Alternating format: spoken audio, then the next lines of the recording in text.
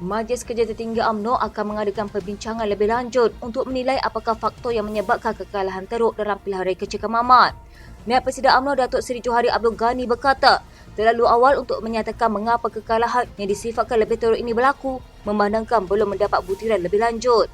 Katanya dalam mesyuarat nanti kita akan lihat apakah sebab mengapa kita kalah teruk daripada pilihan raya umum 15 lalu. Kita kena kaji perkara ini dengan betul. MKT UMNO akan mengkaji lebih mendalam mengenai keputusan PRK Kemaman. Calon PAS Datuk Seri Dr. Ahmad Samsuri Mokhtar menang dengan majoriti lebih 37,000 undi apabila mendapat 64,998 undi, manakala lawannya dari Barisan Nasional Jeneral Besar Datuk Seri Raja Muhammad Effendi Raja Muhammad Noor mendapat 25,023 undi.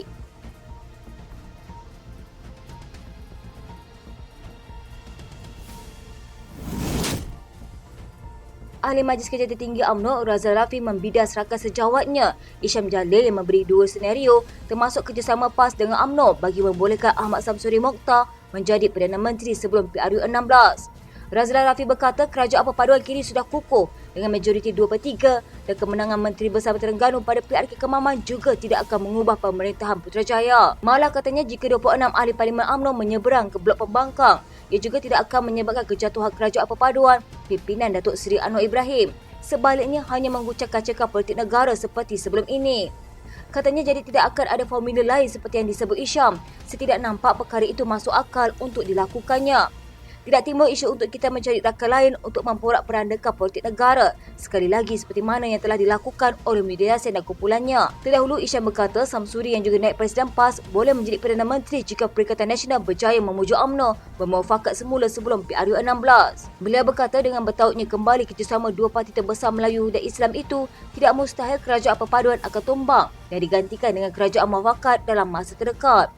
Bagaimanapun, Isham berkata sebarang perubahan dalam lanskap politik bergantung pada tindakan PAS selepas ini atau parti dipimpin Hadi Awang itu boleh menunggu 4 tahun lagi pada PRU 16 untuk menjadi Perdana Menteri. Pada siri kempen PRK Kemaman, nama Samsuri diangkat sebagai calon Perdana Menteri untuk PN termasuk oleh segelintir pemimpin bersatu, antaranya Ketua Penerangannya Razali Idris.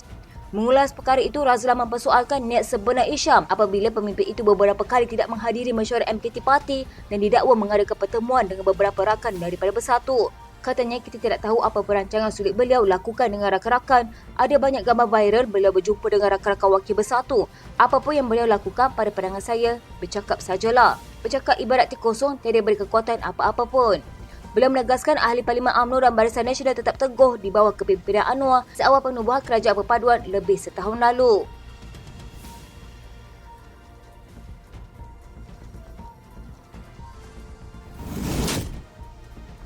Naib Pengerusi PKR Perak, Muhammad Arafat mendakwa sekurang-kurangnya 3 aduan pembangkang menyokong kerajaan negeri Pakatan Harapan Barisan Nasional.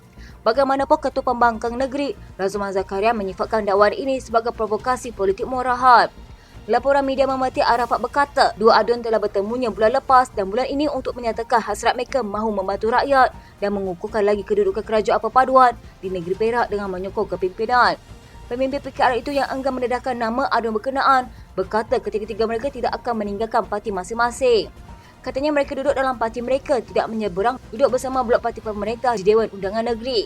Tetapi lebih kepada menyokong kepimpinan Menteri Besar Perak Sa'arani Mohamad. Arafat berkata ketiga-tiga aduan itu yakin dengan kepimpinan Menteri Besar dan Perdana Menteri Datuk Seri Anwar Ibrahim di peringkat negeri dan persekutuan. Pada masa ini, PH dan BM mempunyai 33 kursi DUN, manakala PN mempunyai 26 kursi di Perak. DAP mempunyai jumlah kursi DUN tertinggi iaitu 18 kursi dan PAS pula 17 kursi. Dalam menolak dakwaan Arafat, Razman pada sidang akhbar berasingan menjelaskan PN tidak memiliki sebarang maklumat mengenai perkara ini. Katanya kalau ada pun daripada pembangkang yang hendak menyokong kerajaan, ia tidak memberi apa-apa perubahan. Kita tidak melayan provokasi politik murahan semacam ini, tidak ada kepentingan untuk negara. Sekarang terpulang kepada individu yang dilantik oleh rakyat itu sebab kalau bila ada antara mereka melompat parti, maka mungkin masa depan mereka umpama membakar jabatan sendiri. Kalau ada yang hendak melompat, maka itulah takat riwayat politik mereka. Di peringkat persekutuan, 5 ahli Parlimen PS secara terbuka menyatakan sokongan mereka kepada Anwar. Ini termasuk 2 wakil rakyat dari Perak, Iskandar Zulkarnain Abdul Khalid Kuala Kangsar dan Syed Abu Hussein Hafiz Syed Abdul Faisal Bukit Gantang.